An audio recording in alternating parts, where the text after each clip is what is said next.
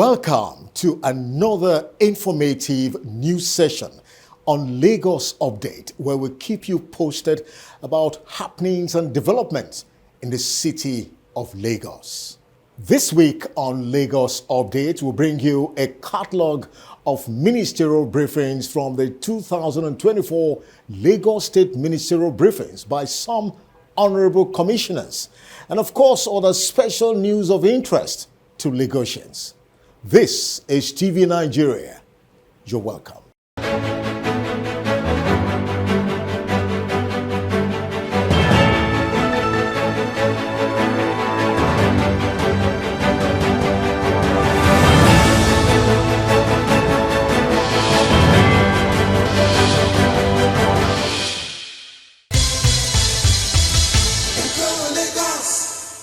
All right, you're welcome back. First on Lagos Update, the Ministry of Wealth Creation and Employment is a strategic ministry that has a critical pivotal role in achieving the vision for a greater Lagos as an economic developmental pillar. What are some of the significant achievements of the ministry? The Commissioner for Wealth Creation and Employment, Mr. Akinyemi Ajibutafe, shared some of the success stories at the recent 2024 Lagos State Ministerial Briefing.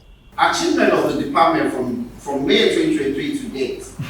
The Partnership Department, in collaboration on Project UTEP, the ministry collaborated with Ministerial Unemployment Foundation, a non-governmental, non-profit organization to train youth in Lagos State on various skills, which includes soft skills, CV writing, business plan, content creation, and design, beauty makeup, skin routine and treatment, and media, social digital marketing, web app development. The hybrid training had participants drawn from ages of 18 to 35 years, including graduates, non-graduates, teenagers, and startup entrepreneurs. The program was divided into two phases for the over 100 participants. The first phase ended in May 2023, and the second phase we held in 1 week of May 2024.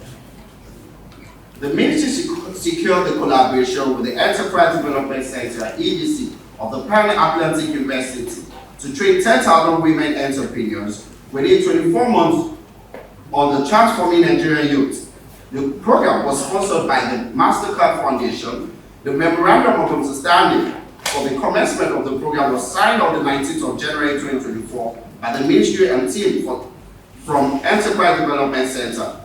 The training, which is ongoing, is being executed. The ministry is in the discussion with the organizations such as Force Bank, Weber Bank, Curls Consulting, Street Project Foundation, Martin Consulting, to mention a few, for collaboration, because it's realized that government alone does not have the capacity to train and empower the army of unemployed youth in the state.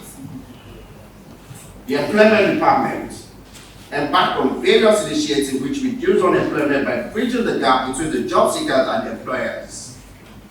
These initiatives also empower individuals with the necessary skills to succeed in their careers and contribute to the overall economic development of the state. The programs held during the period under review are employability skills training in collaboration with Job and Man. The Employment Department successfully conducted employability skills training in collaboration with Job and Man with the aim to equip job seekers with the necessary skills and knowledge to enhance their employability in the competitive job market. The soft skill training is aimed at connecting highly qualified job seekers, known as job and champions, with potential employers. The training will also enable them gain access to career opportunities across all sectors, with a focus on the agri-tech, digital, and creative sectors. The year 2023 training held at Ikeja, Ifakojai, Egbe, and Ifelodun was attended by a total number of 498 participants. Employability skills training collaboration with Wave Academy. The ministry took the department collaborated with the West African Vocational Education Academy, Wave trained over 180 unemployed youth on employability soft skills in 4 selected local governments and LCDAs, namely Ikeja, in Oyedepo, Otedola, and in Solon in the States. The Ministry of Economic Planning and Budget in the last 1 year, under the able leadership of the Commissioner, George, has significantly upgraded and improved the economic planning and budgeting system to ensure a robust and effective financial management of the state's finances in order to deliver on its mandate. The Commissioner highlighted key achievements and efforts in this regard. The Ministry has embarked on continuous sensitization and training of MDAs. The NSDP initiatives were also incorporated into the social protection policy document with a view to effectively implement the themes plus additions of social inclusion, gender equality, and youth integration and engagement. I'm happy to inform you that our development plan has been widely circulated and published in the reader-friendly summary, highlights and essentials of states on state websites to aid easy access and assimilation. The medium-term sector strategy is a public financial management tool that presents policy priorities, strategic objectives, and defines activities and purposes, proposes implementable budgets over the medium term to achieve the said priorities. It's a bottom-up approach which aligns government policies into programs and projects that are prioritized and costed. The need to align the wish list of every MDA with available resources informs the need for every MDA to confine their implementation plan within the allocated resource envelope at sectoral levels. The medium-term sector strategy, the MTSS, it creates a coherent and transparent budget framework focused on channeling resources to fund the state's development in an efficient and transparent manner. The mechanism and framework around the budget preparation begins with the MTSS. The Ministry was also responsible for the coordination of the State Committee on Food and Nutrition Review. The Policy on Food and Nutrition Multisectoral Plan of Action from year 2019 to year 2023 and development of the multisectoral work plan for food nutrition in Lagos State. The Ministry is also responsible for validation of state sustainable financial framework for nutrition. So during the period under review, the Ministry also successfully delivered the medium-term expenditure framework, fiscal strategy paper, budget policy statement, which is the MTEF, FSB, BPS for year 2024 to 2026, as approved by the State Executive Council. The document serves as a strategic planning tool that guides resource allocation over a multi-year period, facilitating fiscal discipline, prioritization, and the alignment of budgetary allocations with government policies and objectives. Hence, it forms the basis for the annual budget planning process. So preparation is ongoing for the MTEF 2025-2027 document. So over the year period review, we've also done a lot of monitoring and evaluation. So during that period under review, the Ministry has successfully certified a total of 603 prepayment certificates for projects across all 20 local government areas. These projects were executed collaboratively by 46 MDAs in partnership with over 400 contractors, encompassing both direct labor and outsourced services. We have a breakdown of prepayment certificates across all our 9 cohort sectors. And we find that the economic affairs sector had 256 payment certificates, the education sector 77, environmental protection sector 75, the general public service sector 62, the health sector 47, the housing and communities amenities sector 77, and the public order and safety sector 9. We've had initiatives for transparency and accountability, and in line with our commitment to transparency and accountability, the Ministry has developed a dedicated performance management reporting portal. The implementation of this portal commenced with 25 pilot MDAs. This platform, when in full operation, will serve as a centralized repository for showcasing projects and achievements of each MDA to the public. To streamline our reporting process and enhance feedback mechanisms, the Ministry has also introduced an online performance management report PMR template for 46 MDAs. Preparatory to onboarding and the remaining MDAs is in due course.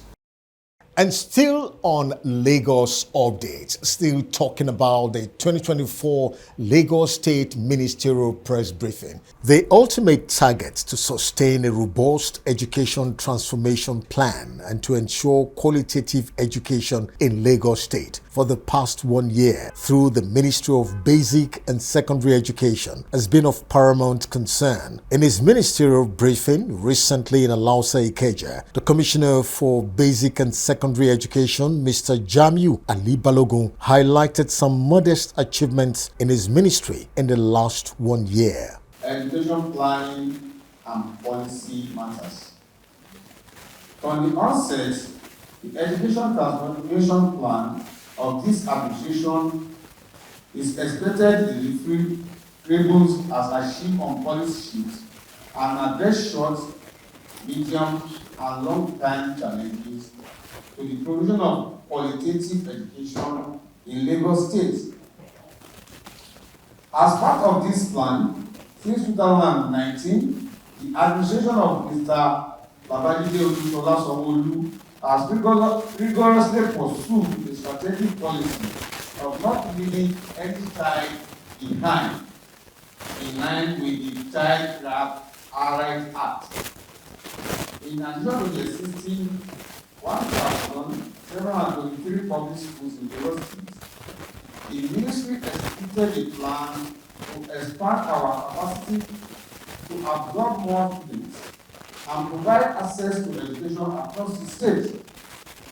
The government established 9 new schools across the state, especially in the highly populated area with children of school age, and identify remote communities in order to bring education closer to Lagos State children.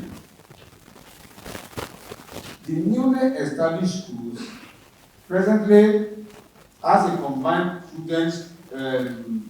student population of 4,588, comprising of 2,210 females and 2,217 males. The new school and the allocations are 1. Methodist Junior High School under District 1 in Agege. 2. Ibeleru Junior Grammar School under District 2 Ikorodu. Mushade Olugate Government Junior High School under District 2 Ikorodu. Egi Kingdom Junior Secondary School under District 2 Ikorodu. Akpa Junior Secondary School under District 5 Badagry. Ibara Senior Secondary School Badagry under District 5. Araromi Ilobo Junior Grammar School Badagry under District 5. Oduwoyi Junior Comprehensive High School under District 6 Mushin. Oduwoyi Senior Secondary Comprehensive High School under District 6 Mushin. In order to consolidate our reforms and the various new ideas and learning solutions introduced by Mr. Governor, Mr. Otedola administration, the ministry has commenced the review of education laws and policy in Lagos State. We now take you to the Ministry of Works and Infrastructure. With a mandate to develop qualitative first-class infrastructure to support the growing population, as well as to serve as critical development driver of the state's vision of being Africa's model city and global economic financial hub. The special advisor to Mr. Governor on Works and Infrastructure, Engineer Adekunle Olayinka, recently shared Governor Babajide Sanwo-Olu's landmark achievements in the area of infrastructural development in the past 1 year at the recent 2024 Lagos State Ministerial Briefing. From May 2019 to date, the Office of Infrastructure under the leadership of Mr. Governor Babajide Sanwo-Olu and the Deputy Governor Dr. Obafemi Hamzat, has succeeded in completing 172 roads, which translates to about 177 kilometers of road network using an average of 7.3 meters of baseline width. Additionally, 203 projects are ongoing, which in completion will translate to an additional 298 kilometers. We intend to complete before the expiration of this administration. On bridges, it is important to know that we have completed a length of about 2.51 kilometers, while another 3.13 is currently ongoing at different parts of the state. The projects are distributed within the senatorial districts, divisions, and local governments. Today, we will highlight some of the transformative infrastructure projects underway in Lagos, which symbolize our commitment to progress and development. Opebi Lane Bridge and approach roads in Ikeja local government area. The 3.89 kilometers Ojota Opebi Lane Bridge and approach roads is a critical link initiated by Governor Babajide Sanwo-Olu in January 26, 2022. When completed, it will ease congestion in the axis by providing a direct route between Opebi, Mende, Maryland, and Ojota, thereby enhancing connectivity and reducing travel time. The project is making steady progress, has achieved very good completion stage, and is scheduled to be completed this year. We have the project rehabilitation and upgrading of Eti-Osaleke-Epe Expressway. The Eti-Osaleke-Epe Expressway transverses from Ekpeti Junction to Abraham Adesoya. It has a total length of about 47 kilometers, and its conceptualization was executed in phases. The phase 1 runs from Ekpeti Junction to Eleko Junction, about 18.6 kilometers. The second phase, which runs from Eleko Junction to Green Springs School, is another 18.6 kilometers, while the third phase gets us to Abraham Adesoya, all totaling 47.88 kilometers. It's gratifying to mention that we have completed phase 1 of the project, while the phase 2 and 3 are nearing completion and will be delivered very soon.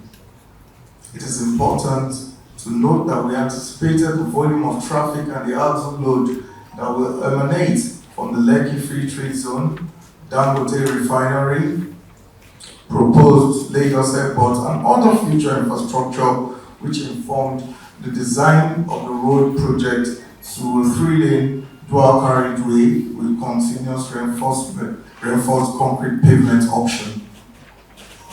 We also have the Lagos-Badagry Expressway, which has a total length of about 60.2 kilometers from Eric Moore to Badagry. It's noteworthy to mention that the state government is executing about 22 kilometers, which spans from Eric Moore to Okokomaiko.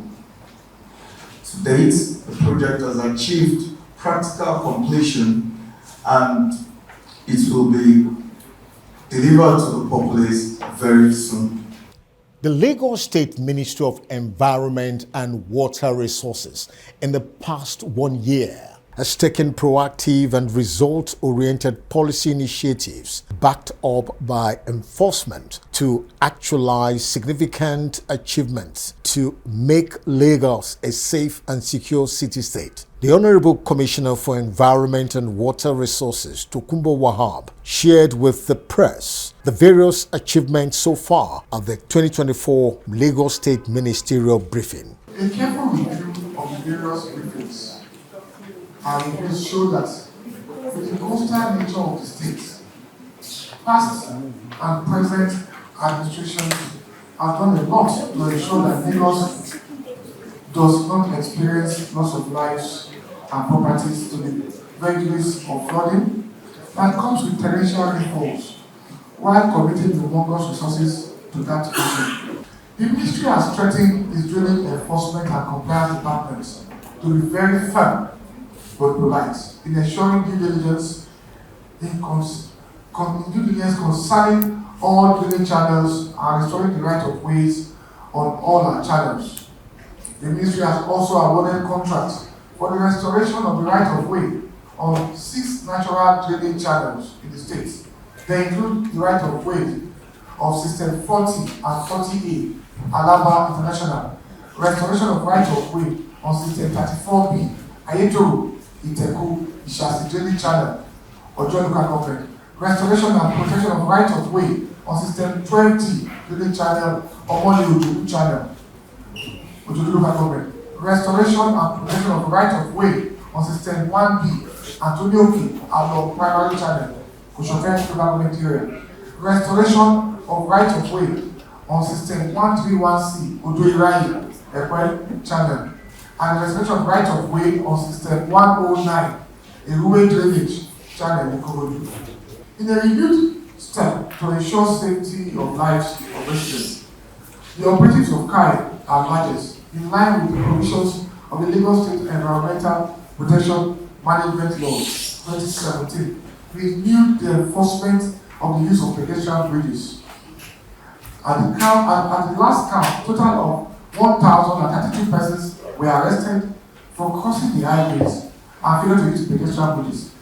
165 miscreants and squatters on the pedestrian bridges across the state were also dislodged, and bridges cleaned up just about 24 hours ago. The operatives of KAI carried out an operations that unearthed a major illegal housing settlement constructed under the Dolphin Bridge in Ikoyi, an unbelievable 80 number of rooms, partitioned 10 by 10 and 10 by 12, and 26 miscreants and containers used for different legal activities were also discovered. All the structures have been dismantled, and a total of 26 miscreants who lived under the same bridge were arrested, while efforts are intensified to arrest the ringleader who rented out the under-bridge apartment, which has also been electricity supply.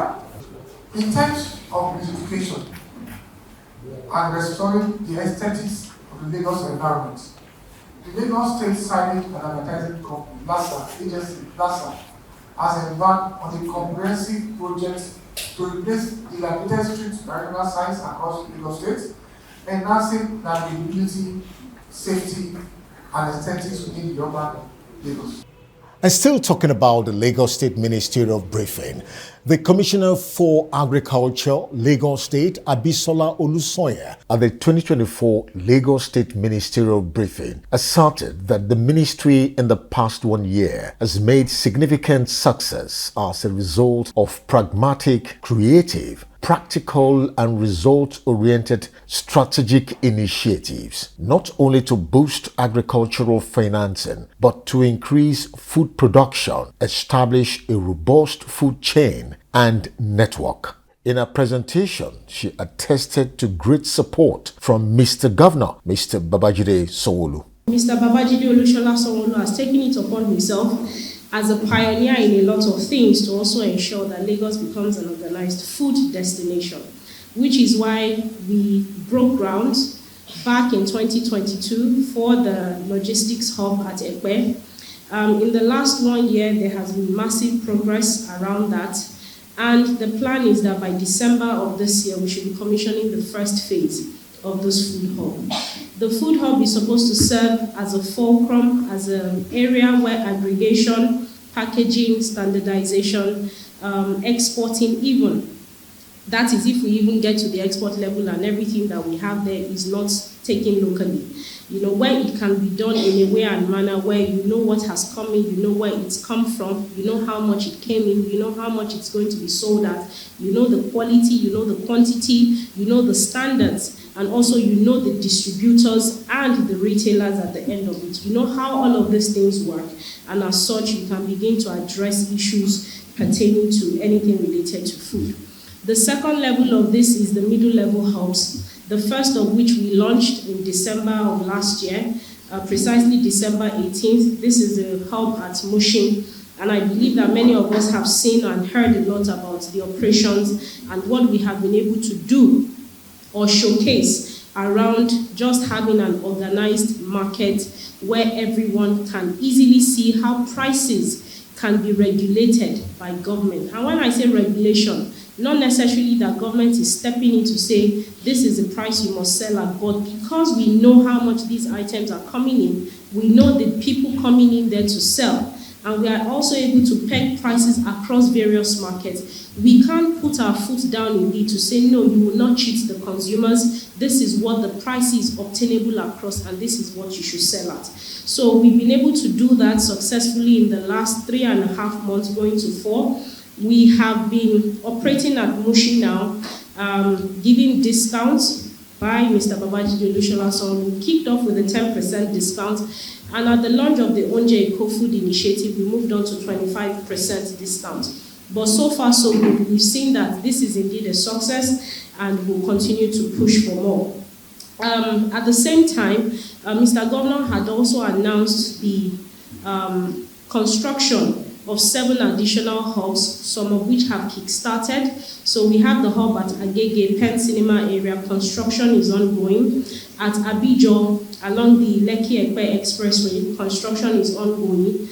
We just got and concluded for Okwebi area as well. The land is available now. Clearing has been done, and construction is about to start. Same thing with Abule Adu. For Ikorodu as well, we have gotten the land that we require. Construction will kick off soon, and so on and so forth till we get to the 7th market. So what we see is the idea around this middle level hubs is not to displace market men or women. It is rather to bring them into solid infrastructure that gives everyone the opportunity to see who is playing in the food business, and to be able to issue out, whether be it support. Look at what the federal government is doing now with the MSMEs, giving out grants, just to be able to have adequate data to be able to proffer the right solutions when the need arises. So these are what we are doing along making Lagos a food systems and value chains destination. We also have the last mile market. We haven't started on those yet, but we are looking to partner with the local government or at the local government level to be able to ensure that we have last mile markets. Mr. Governor also last year at the commissioning of the food hub announced the Lagos Trader Money, and this is, like I said just a few minutes ago, a support, or rather a grant to very micro traders of food, and we were able to implement this on February 14th of this year to 15,000 market men and women across Lagos. 750 of them were picked from the various police barracks and army cantonments. And I would like to say that this was an initiative of Mr. Governor, that obviously it took Lagos unawares, but the people were rightfully selected. They were, I mean, you are talking about tabletop traders and people who needed the support, and as such were able to give out grants of 50,000 naira to 15,000 of these women. Going back to the middle level hubs, and like I said, it is not to displace existing markets, but rather to draw them in to utilize that space. We have also moved forward to build farms in an additional 7-8 schools for this year. It is ongoing. For LAP is still an ongoing. We took a small hiatus just to be able to re-strategize around how LAP truly is carried out, and looking at recent events, particularly around food insecurity. LAP will be ongoing from next month, June. And then also, like I said, for the Agri-Innovation Club, we have some other ideas that will be shared subsequently. And then you come to agribusiness support, which is also a key fulcrum of all that we do. A lot of the people within the agricultural space require support, and it is not far-fetched when you consider the different key areas that you would need to have as a business owner in Nigeria, from electricity to water to financing and what have you. Unfortunately, the agricultural space has suffered in the sense that due to the murkiness of activities due to the murkiness of transactions. You don't have a lot of banks wanting to support agriculture, and as such, those in the field have to pay through their nose or have to rely on family and friends to support themselves. So you will not see many large-scale commercial farms like you would have in other climes, which is why we continue to, push, and you see more of smallholder farming. Unfortunately, that high level of fragmentation does not give the economies of scale that we truly need to take Nigerian agriculture and food systems forward, and for that reason, we continue to lag behind. So for the agribusiness support, this is, like I said earlier, we have the Agricultural Value Chains Enterprise Activation Program, where we identify different cooperatives, different associations, different farming groups, production groups, value addition groups, and even marketers and distributors, and support them with inputs. We support them with these grants and also give them the ecosystem to be able to thrive. Like I mentioned. And away from the 2024 Lagos State press briefing, the Lagos State Ministry of Tourism, Arts and Culture recently forged a groundbreaking partnership and alliance with Niger brand Chic that will surely be a catalyst for huge prospects for the entrepreneurial community in Lagos. The special advisor to the Lagos State Governor on Tourism, Arts and Culture, Mr. Idris Aregbe, highlighted the tremendous value, benefits and prospects of the 3-day event during a press conference at the Press Center in Alausa, Lagos. The alliance is not just about cooperation, it's about amplification, amplifying, and it's about taking Lagos tourism NPC trade fair to unprecedented heights, where it serves as a vital catalyst for our entrepreneurial community. Our dates for this event is June 14th to 16th. Where are we having it? The Whitestone Oregon Center. It's going to happen for 3 days. And part of our research has shown that as we are trying to do everything possible on the island, we also need to be sure that we're also taking the capital along.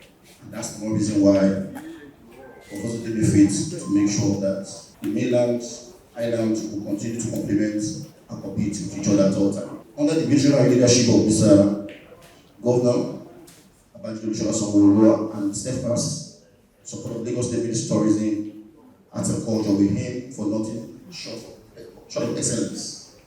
That's what we're known for, and we'll continue to make sure that we're on that.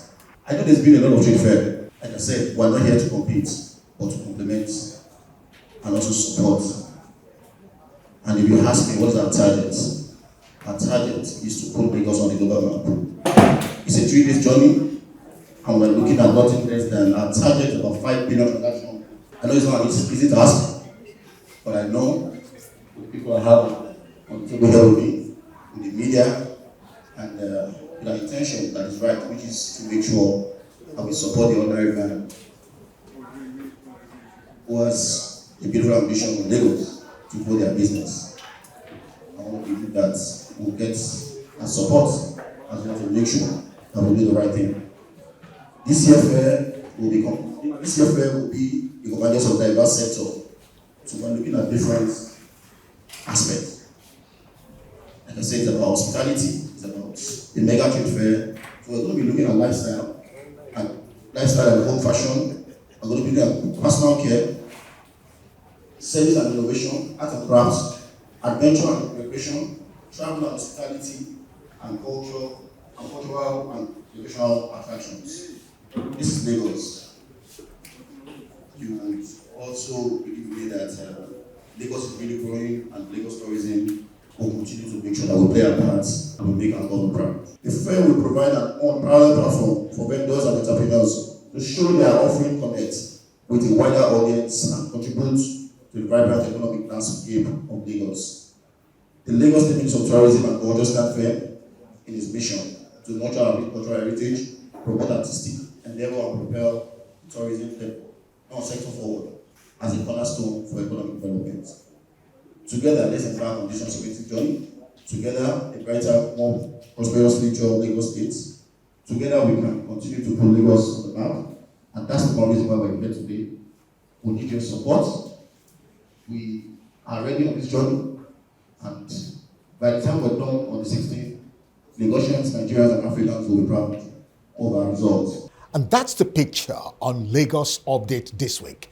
Tune in for more special news update on the segment on the City of Lagos TV show on TV Nigeria.